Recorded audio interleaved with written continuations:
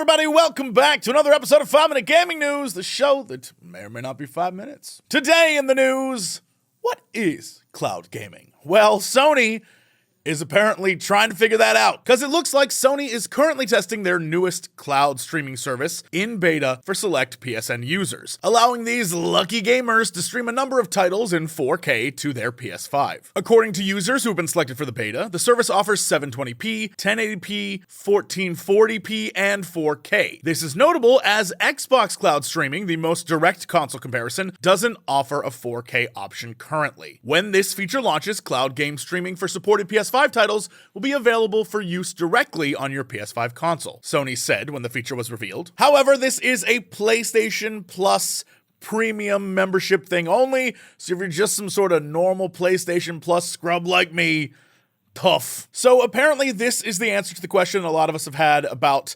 Sony's entrance into cloud gaming and competing with Microsoft, who really does have the edge in the cloud gaming space. And it looks like Sony's plan is quality over quantity, and Xbox has the quantity on lock, right? Like, they got computer, phone, TV, console, they got a lot. And it looks like Sony, even though I guess they're coming out with their new handheld very soon, they're just like, hey, we're gonna give you the best quality version of that.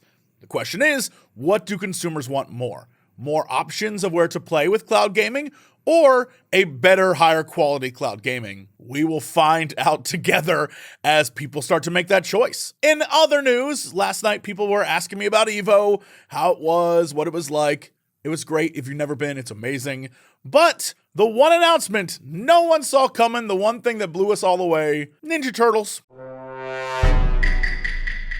That's right, the wacky Street Fighter 6 and TMNT crossover. Get radical with TMNT gear and emotes, new titles, TMNT stamps, in-game device wallpapers, camera frames in photo mode, and turn your World Tour and Battle Hub custom avatar into your favorite turtle. And like, in a totally crazy but incredibly fun way, it makes perfect sense.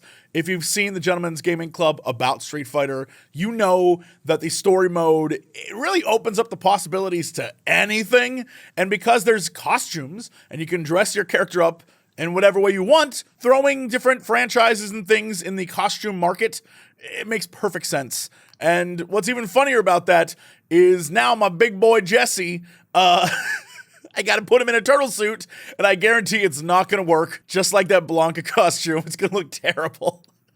I am totally here for it. But speaking of EVO and PlayStation, see what I did there? Full circle, we're coming together. It looks like during the matches this past weekend, various competitors' fight sticks were causing the PS5 USB port to break. According to Video Games Chronicle, the most common reports centered around a blue piece of plastic that was reportedly detaching from the PS5's USB port and getting stuck in the gap in the controller's USB connector. Competitor Saber AZ claimed on Twitter, EVO is proving that PS5 is not the answer. USB ports are melting like cray. Kyoku236H's USB on his controller melted. This is not isolated. And now, to be clear, with few photos and limited evidence, it is kind of a big accusation to say that all of the PS5s were a problem. I do have a lot of questions about how they were handled, because let's be real, there's a lot of stuff that can go wrong at a tournament like EVO, and many things have many times, and many consoles do break, but they break for a number of reasons, right? Competitors, the way people play, the way they mash in and out with those things. Not a lot of care is given because it's not really their PS5, you know what I mean? And sometimes people are jamming it in or trying to, there's a lot of different ways it could go down.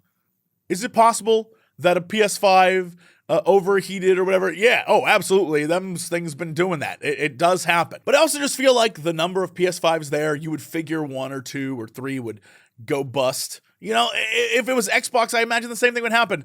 I feel like it's just the price of giving a bunch of consoles to a large group of people. And again, let's be very clear. A lot of people were using those consoles.